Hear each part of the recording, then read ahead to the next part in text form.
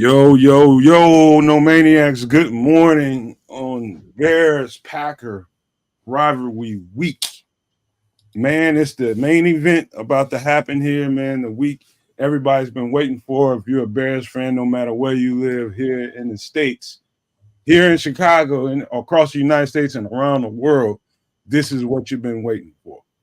Everybody wants to know, is this our time? Is this the Rubicon and where the Chicago Bears turn that corner, turn the proverbial corner, and show the rest of the league that they're serious? Not only that, just to show in a localized setting, the NFC North that we're ready to take that throne. And I think today a win will go a long way towards making that case. And it's a lot of I just on Chicago Bears 360 with Coach T.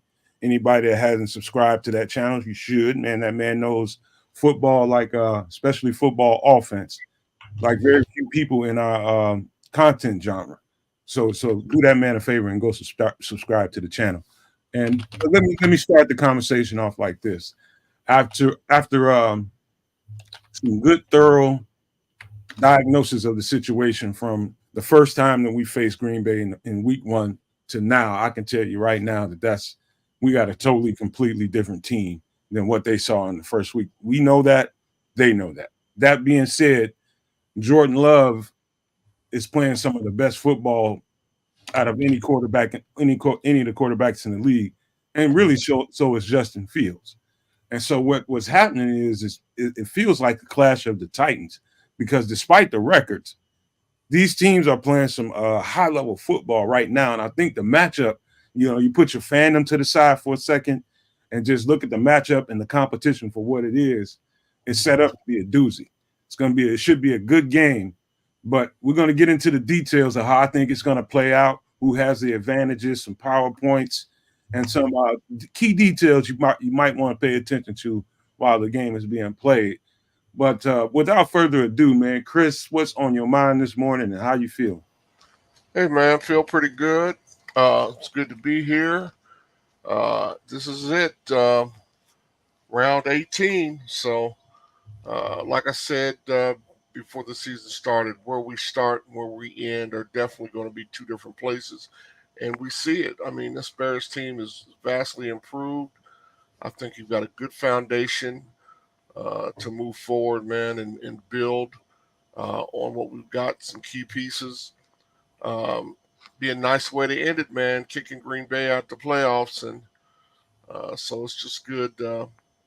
It's a good day, man. It's good to see everybody in the chat. Berlissimo, Patty Lara, Armando, Leo Factor One, Nathan Campbell, Plank, Mark Kazak, my friend Brian Hendren. How you doing, man?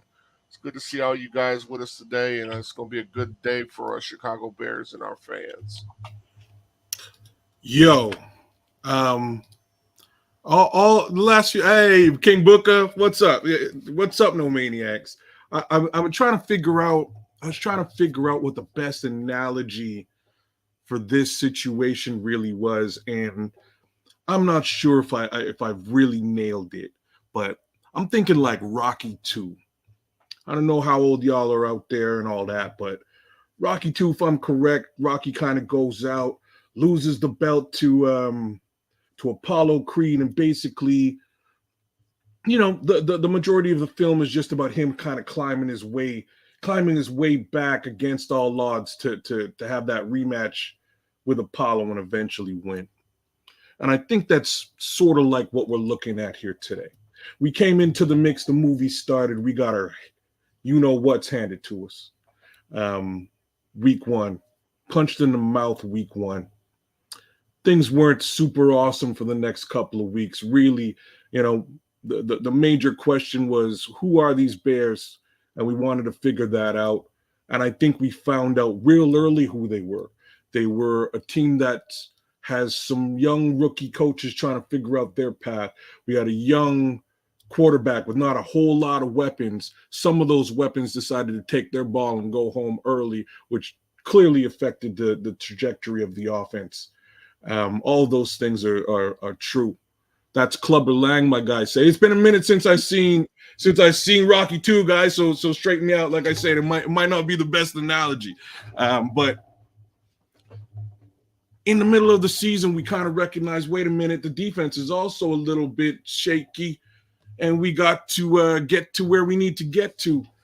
And Mr. Pulse took his time and actually went out and got that missing link, that piece that we needed.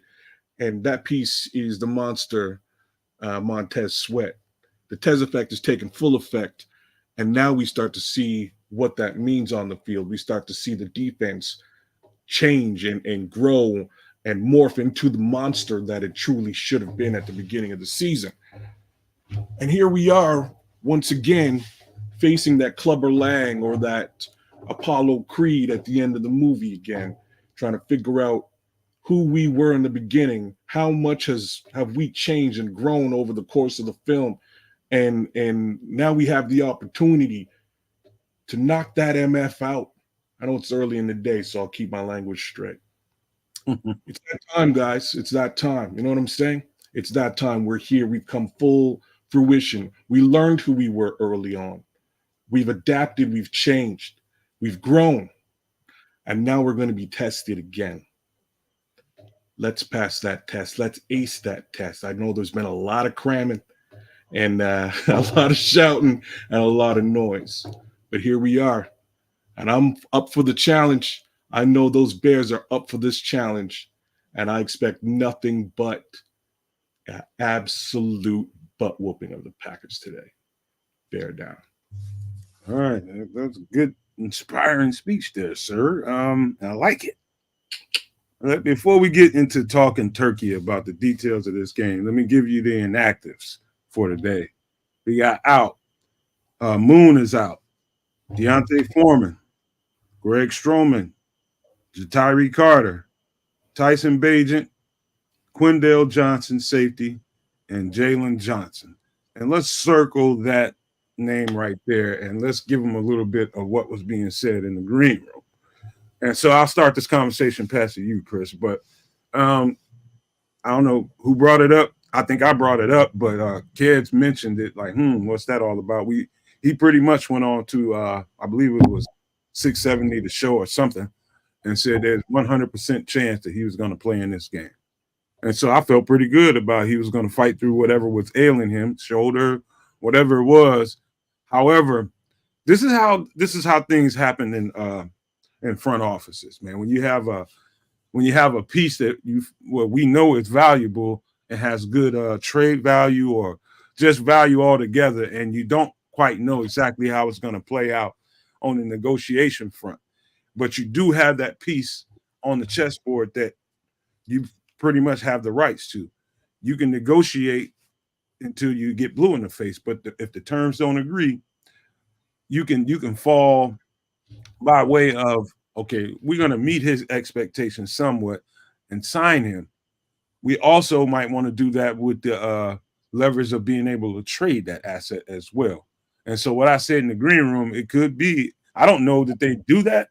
I hope they don't do that, because I think Jalen Johnson is valuable towards the run that I think we can have come next year. So I don't want to see that happening. All I was doing was speaking to the realities of NFL front offices.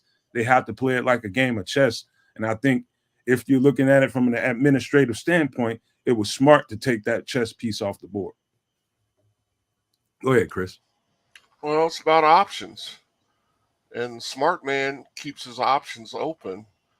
And so I think that could be, what they're looking at. There's not a lot riding on this game for us. So, um, you know, Jalen could have been extended already.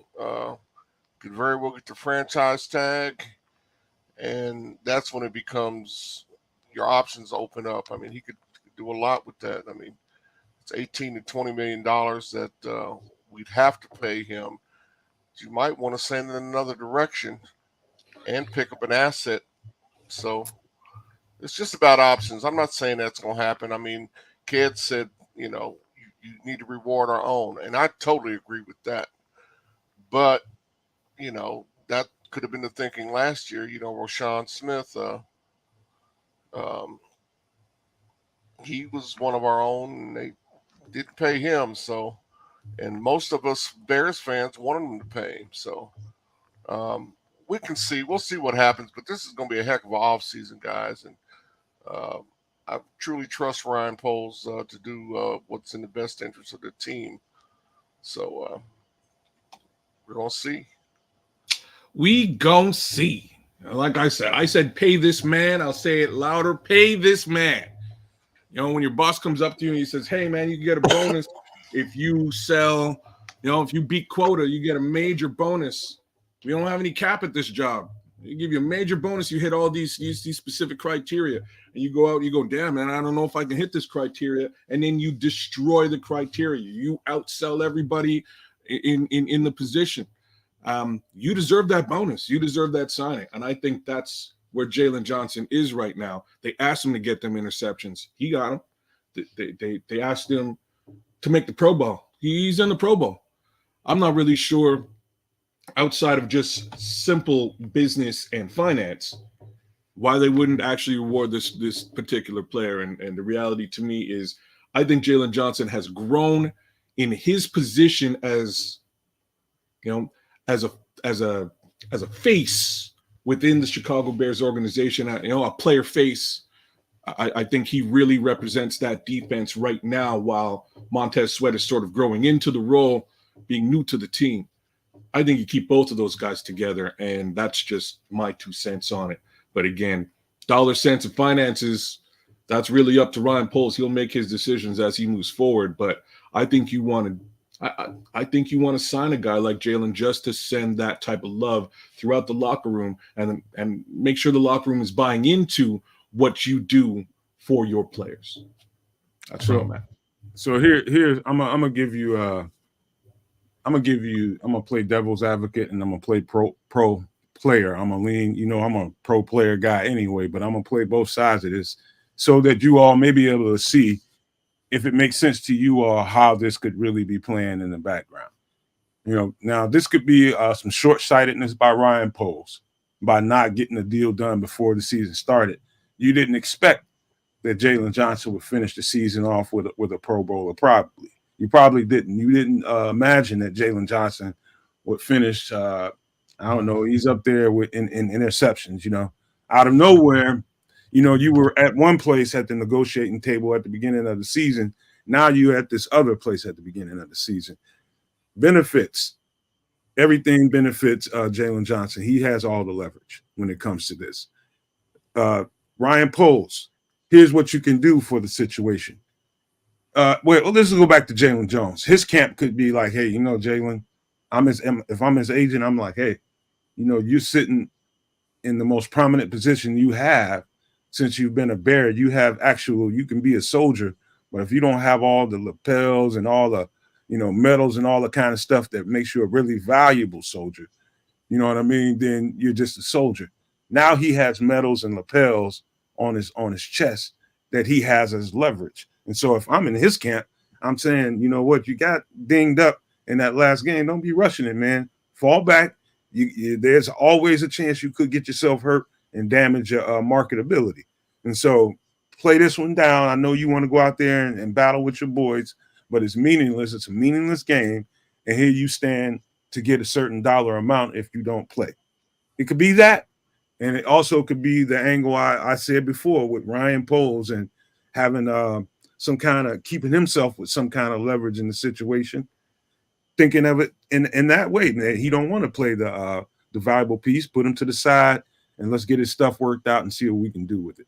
I don't know if that makes sense to you guys, but that's the way I see it. I see it 2 ways. Well, like I said, I mean, options.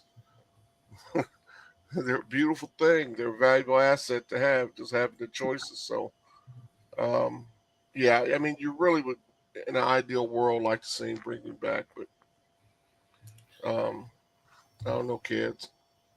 Here's where I'm at. So you asked the kid to go and do these things. He did them. You know, franchise tag him now. Cool. You have that option. What happens when he goes and he does it again next year? Huge monster question mark. Fact of the matter is, what happens is you've already lost your leverage the franchise tag is what little bit of leverage you have. You also stand you stand to completely lose your leverage, which will push you into a situation where you definitely have to trade Jalen Johnson next year if he does meet and exceed, the metrics and measurables and quotas, et cetera, that you put in front of him. That's where we're at, right? Well, You if can that you can test happens, it. the type of asset that you could recover for You'll get him better stuff back. You're right. also increases. So That is true. yeah, and the cap's going to dictate. I mean, how the cap falls out next year, depending on what we do. We've got a lot of money in Montez. We're going to stick a lot of money in something else. It might very well be Jalen Johnson, but cap's going to dictate. But he's an asset either way, and you have options with him. So, yeah, we'll see. Yeah, I don't know. I think you pay the man, but again, that's because I'm a Bears fan. I'll be just straight up about this. I'm a Bears fan. I would like to see Jalen Johnson back in a big happy capacity where he's energized and charged and wants to wants to Let do me the ask you darn this, thing. kids: if we could sign Daniil Hunter or Brian Burns in the offseason, and that meant trading Jalen Johnson, say, for a second round pick, and you might be able to get a first for him, but say for a second round pick, would how would that set with you? Because you remember, we've got to address some other things in free agency. We've got to address center. Definitely center. Possibly, depends on what we do with Eddie. We might have to look at picking up a safety. There's a few different things to look at here. The first one is I don't think we're strapped for cash by any stretch of the imagination. That's number one. Number two, you're right. We may have to look for a center and or a safety come the end of this season, or come the beginning of next season. If we wind up cutting those two particular positions, we're also going to increase cap space in a major monster way because both of those guys have very large contracts coming up next year. I don't really see any of those dollars and cents really squeezing it out to the point where you can't get a Daniil Hunter and keep a Jalen Johnson. That's just me. But again, I don't have all the financials in front of me to really make a solid determination. If somebody was to come up to me for a number two, that's what he wants for Jalen. He already articulated that. So it would definitely be an interesting conversation for Ryan Poles to have. I know he'd be interested if somebody offered him a two for sure. Well, I respect all that way of thinking, but I didn't mean for the conversation to go too far past the regular season. Let's stay where our feet are in this game. I think people want to hear some key points to the game and where we think are the advantages, the disadvantages, key players to watch for. I'm gonna give you a couple of things. We'll just start here. I think this game is going to be won on defense. I think defense will rule the day here. I think we're going to do some things to them offensively that they probably don't see coming. And I'll point out to something on defense, a couple of things. We'll start with this. I think because Terrell Smith and Tyreek aren't rookies per se anymore. They've even though Tyreek Stevenson has logged more snaps and reps than Terrell Smith. I think they will look at an opportunity to attack Terrell Smith in a different kind of way. And what I mean by that is, let's just say from a zone formation. Let's just say they're playing plain old cover two. There's a high-low concept that you have to understand as a corner as one of the rules to that defense. You have to maintain a certain depth so you don't overplay something or you don't underplay something. They'll test him with that early. So there'll be whole shots over his head maybe, and they'll see if they can take advantage of that concept. And then when they're in man defense, let's say a 3rd down and 6. I'm just giving you a scenario for Green Bay. They're in a 3rd down and 6. Everybody pretty much knows they're probably not going to try to run that ball. And so what offensive coordinator tends to call during situations like that, they like to call a bunch of rub plays. So they'll run receiver concepts so that it rubs a DB a little bit and kind of gets him off of the coverage a little bit.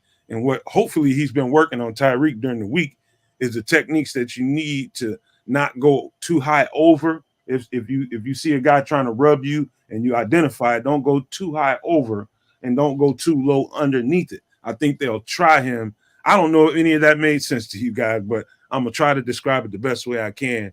So what I'm saying is Terrell is probably going to be the target on defense, but I think he can help himself by staying true to the rules of the defense and just knowing his technique, and I think he'll be just fine. So what do you guys think about that, Chris? Well, I'm actually a lot more interested in the defense that Green Bay will be playing. Justin looked real good against Atlanta last week. They played primarily man-to-man all day, and we know Justin has success against man defense. So I'm really anxious to see how Green Bay is going to come out, knowing they're going to play a lot more zone and seeing how he responds to that. I really hope he responds well to it, because that's going to answer some questions about what the naysayers have, constantly spoke about all week, all year with Justin. And if he responds well to the zone, I think the Bears are going to win the game. Hold on, okay, before you go. We're going to get to Justin. I think Chris is right. There are opportunities Justin is going to have, but let's try to stick to the defensive side of the ball. And where do you think could be some – I see Tyreek Smith being a guy that could really turn the corner for us today and play a big factor in whether we win or lose. I'm looking at two other guys. Terrell Smith. Terrell Smith. I know Terrell Smith in your specifically in your line of questioning. He's likely to be targeted heavily today, right? Because of exactly what you're saying. Now, to flip it a little bit, I'm not so sure if Green Bay went into the week aiming at that, preparing to aim for that position with the idea that potentially Jalen Johnson might be out. That's also, on the horizon. They're also down to Christian Watson too, so you kind of have to pick your receivers in that respect. So I'm going to go elsewhere, and I'm going to look at TJ Edwards, man. I think TJ Edwards has a monster game today. And I also think, because remembering the first game, if y'all remember the first game, Jordan Love had all day to sit in that pocket and just make stuff appear, make things happen. And I don't think he's going to have that luxury today. I think Montez Sweat's going to be breathing. Thank you very much, dude. I think Montez Sweat's going to be breathing down his neck. I think Gervon Dexter's going to be breathing down his neck. I think Andrew Billing's going to be breathing down his neck.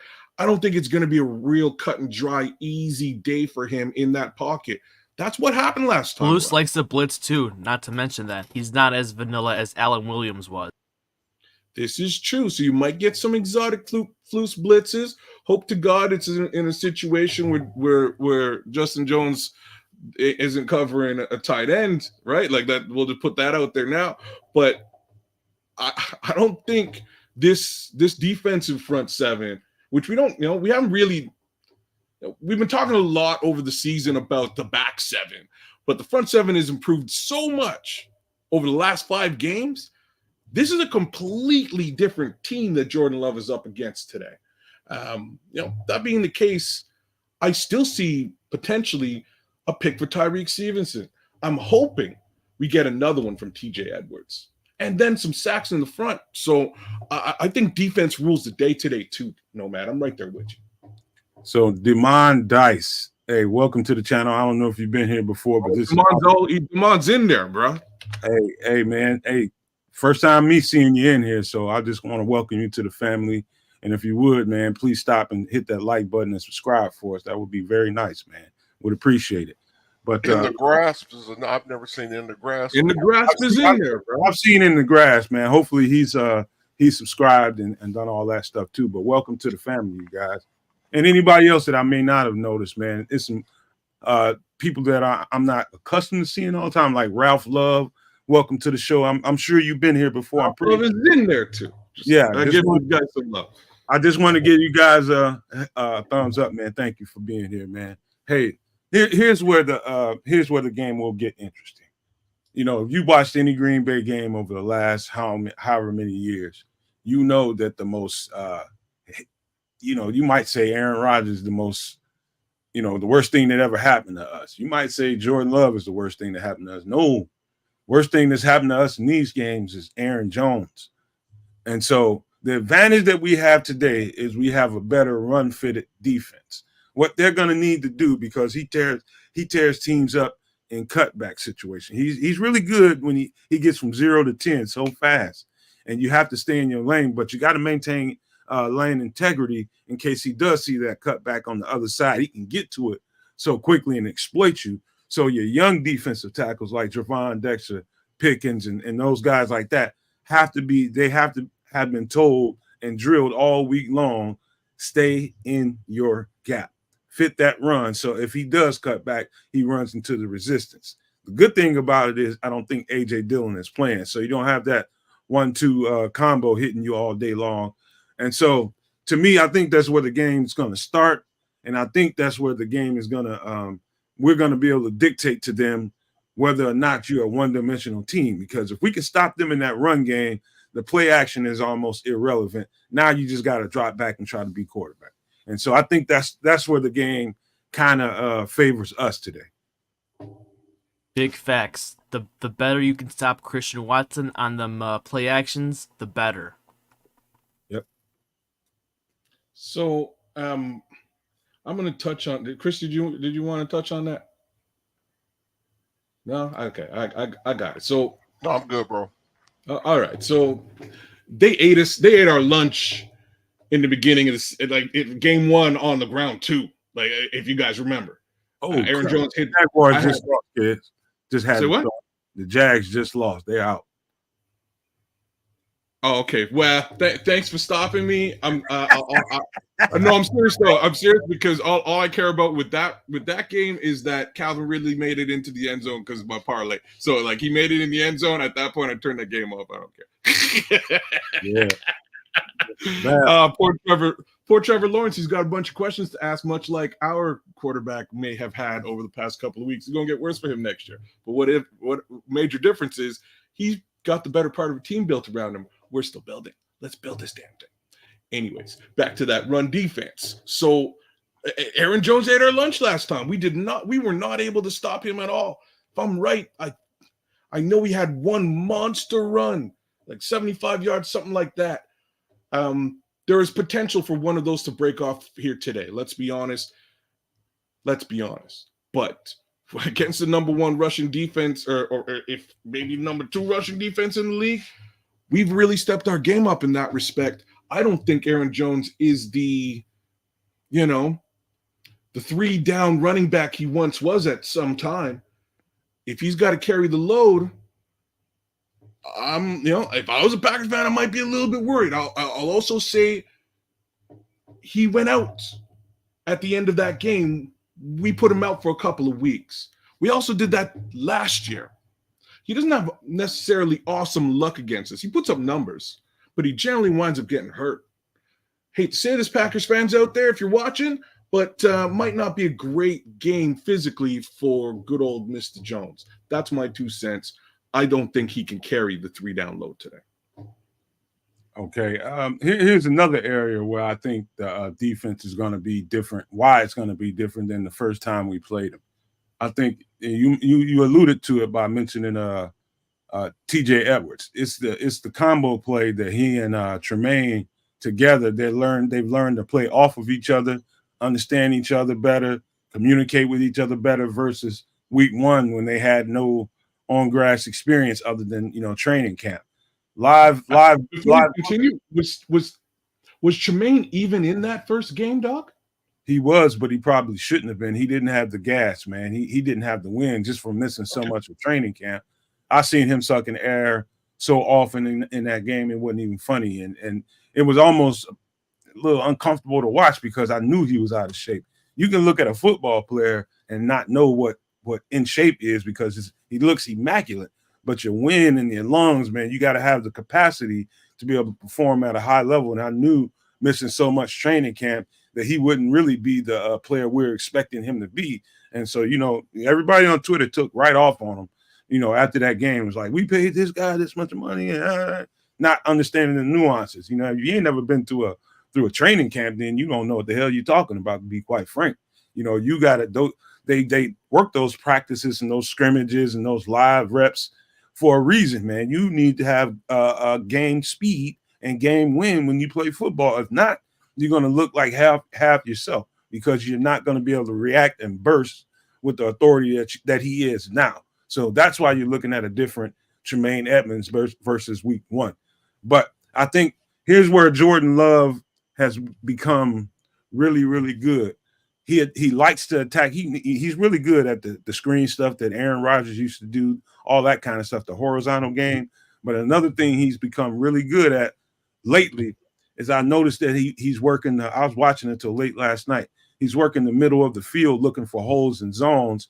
And so a game like that would favor a long linebackers that can really cover up some of that stuff and take away some of those hole shots across the middle.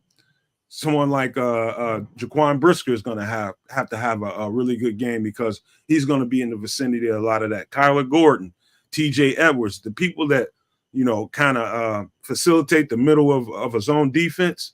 You got to understand that he's going to try to find holes in between areas. And if you keep certain depth and you keep yourself in a certain position, don't overplay or underplay something, he's going to give you some opportunities while that pass rush is after him. So it's going to be times where he's going to have to throw that ball off schedule, and you got to be ready to get those opportunities. They're going to try to go over your head. They're going to try to go underneath you. But Jordan Love is being really effective at, just really picking teams apart in the middle of their defense. So, that guy who does whatever a spider can also went out super early in that game against Green Bay week 1. Super duper early. I think he was on the field for maybe the first quarter. I think he's going to add to, again, our defensive attack and our ability to keep things real on the field today. If you don't mind, I want to flip it to the offense a little bit, because there's one guy on the offense who also wasn't available week 1 that I think is going to make a monster impact today. And that's Tevin Jenkins. Big Tev. My guy really is the key to that offensive line. And with him not being out there week 1, we saw the difference. We got a real shaky O-line, and we don't really know what to do. But unfortunately, today we're looking at a situation where Lucas Patrick is out. I seen the chat. I seen y'all dissing Lucas Patrick. I'm going to say that Lucas Patrick is like that, that uncle that you don't necessarily like, but all of your family members think he's hilarious. You know what I mean? That fun-loving uncle who's a jerk to you. It's like the best comparison I can make. I think they love Lucas Patrick. I think Lucas Patrick is a character in that locker room, and I think he rallies the troops in a way that you guys would probably be really surprised about. When we score, that center runs into that end zone every time, and he loses his mind, right, when we touch down. But it's unfortunate that he's out today. I just hope there isn't a massive monster drop-off at the center position. I'm really hoping we don't see them shaky snaps again. I'm not sure who's going to be starting at center, as far as whether it's going to be Cody Whitehair or somebody else. Maybe Kenny Powers, or what's his name? Dan Feeney. Maybe it's Dan Kenny Powers. Maybe it's Dan Feeney at the end of the day. The mullet will rise and keep them snaps real today. But I hope things ain't shaky with them snaps, because that's a whole other situation. Hey, so hello, how are you, John Perry? I don't know if you're new to the channel, but if you are, please do us a favor, hit the like and subscribe if you like what we're doing, man. We would appreciate it. Welcome to the family as well. Offensively, I think I believe that if Justin is given the situation that I hope he is, he'll be able to see some things at the line of scrimmage to take advantage of, and some one-on-ones. It's going to be interesting to see how they want to play Justin. Do they want to try to attack him on the line of scrimmage? Do they want to try to rush him hard? Or have they seen enough of Justin Fields to know that, hey, you don't rush this cat hard. He's found ways. He's getting comfortable and stepping up in the pocket, whereas when he used to feel like he had trouble. What's up, Samo? When he felt like he had trouble, he would squirt out to the left or to the right. This guy's dangerous when he notices that there's a hole to be kind of climbed up in the middle. And if they rush him too hard and he sees that hole in the middle, it's some really bad things. He can do bad things to this Green Bay defense.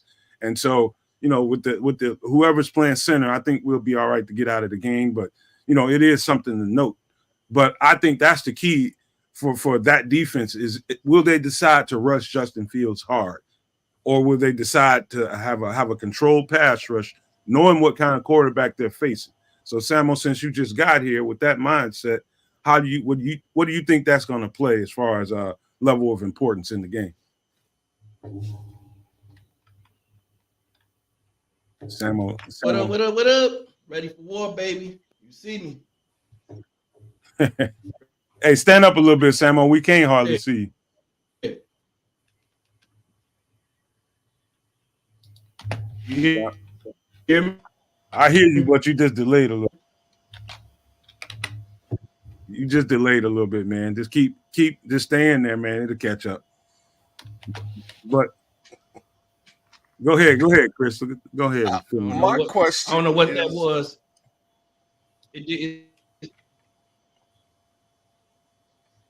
Go ahead, Samuel. Let's see if it's catching up.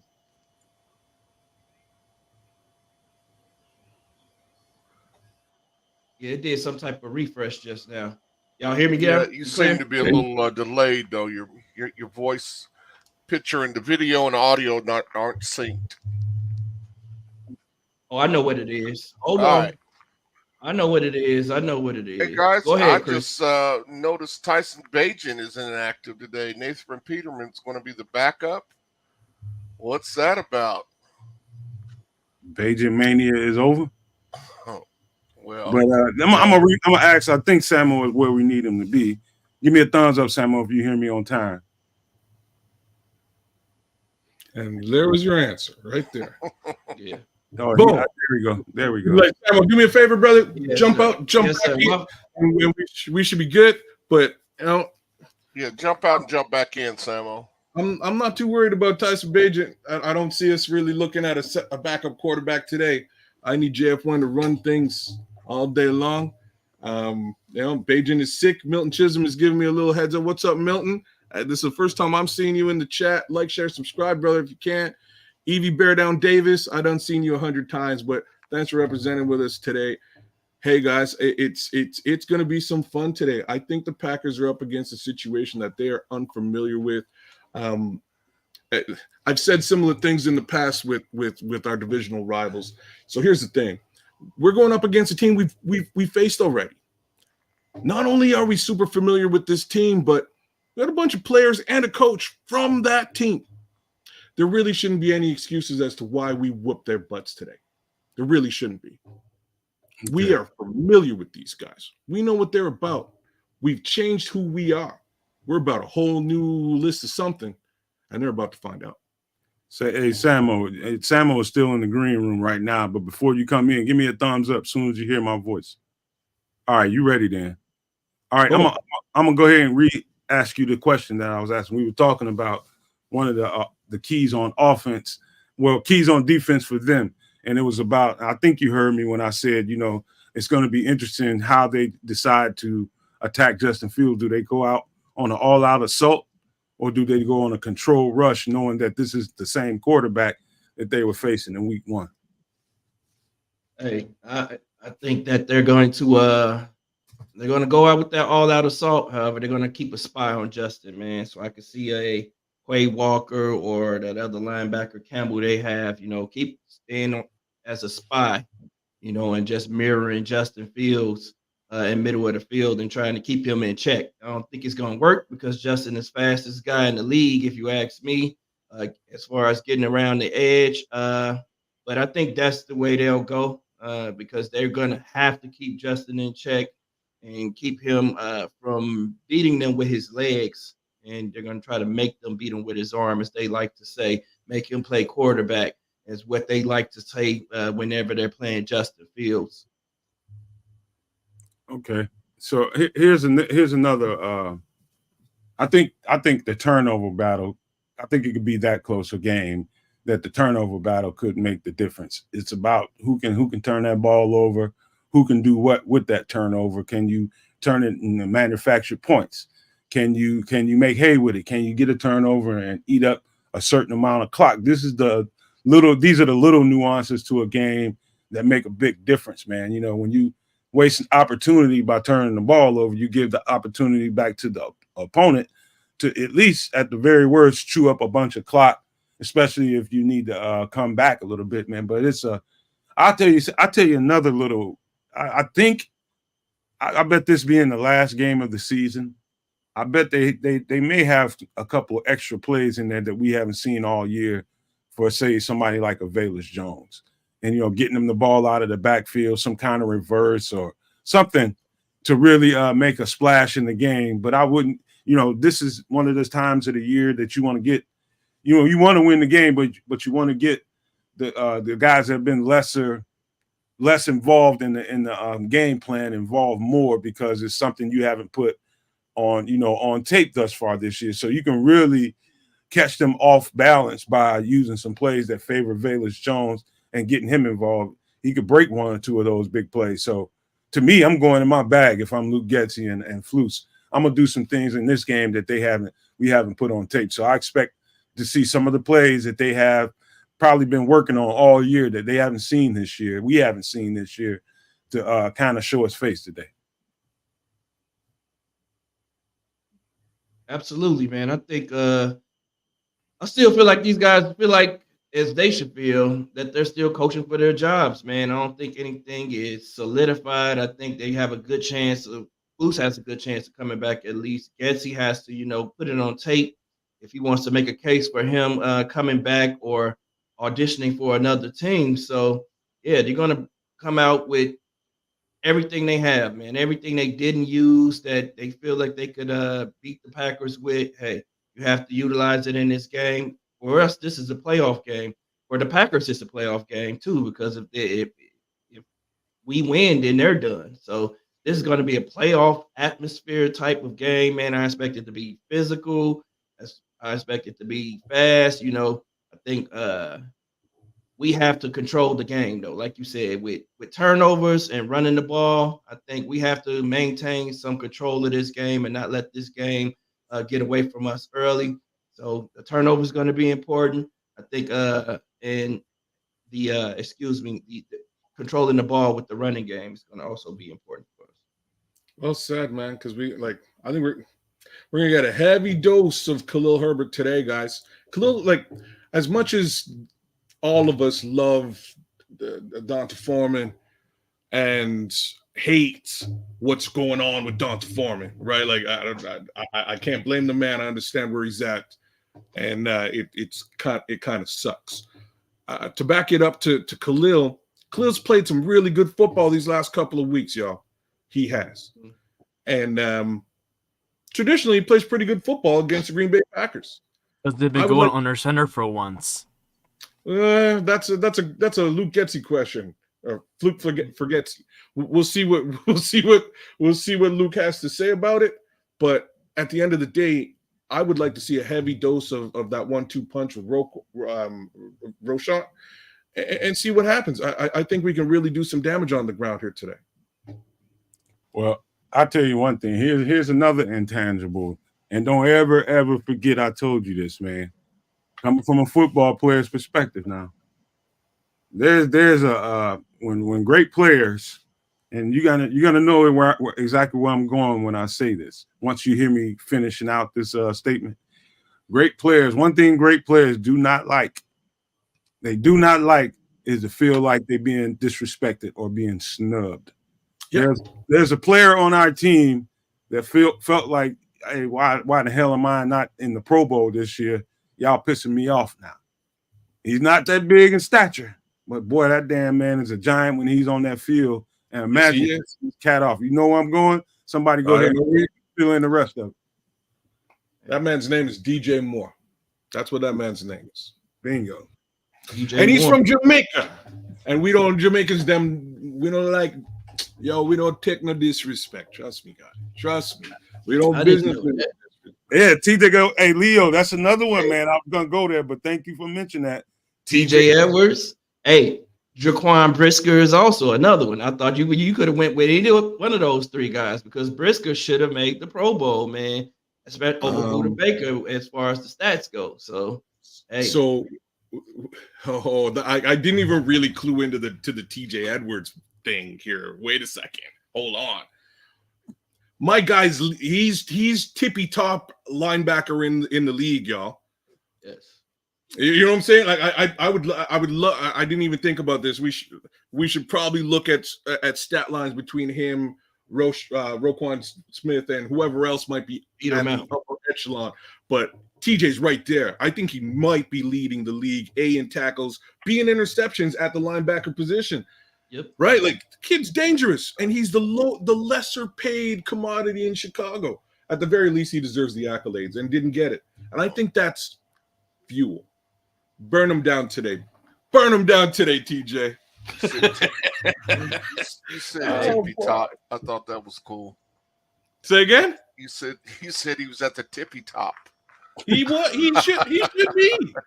He should be. He was leading the league in tackles for a while. Tippy top.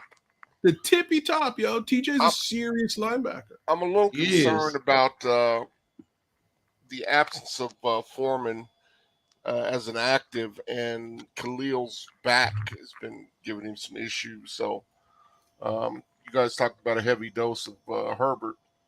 He is dealing with that back. He's good to go, but I really wish we had more details on why Deontay Foreman has been inactive.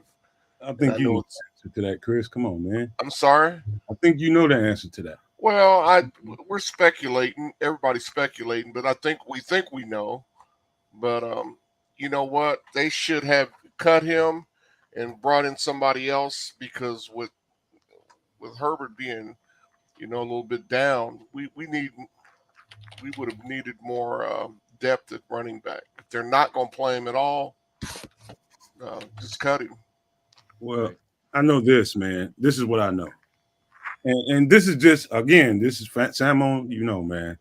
Football players, man, are real prickly people, whether they show it to you on the outside or not, man. They real prickly and they're real prideful.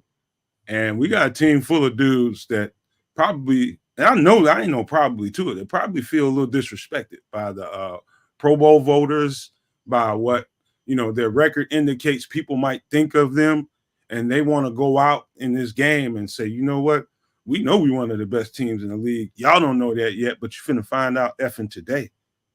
And they know they are. They know they are. I'm gonna tell you guys something, man. There is not a more dangerous team to play than a team that feels disrespected. A team that feels like they've been slighted for whatever reason, whether it's the league penalties and other teams and people saying stuff to them or about them. The coaches might have slighted them all year long, by the choice of play calling or not calling something, how many snaps you got. And I think we got a locker room full of hungry Bears that just came out of hibernation.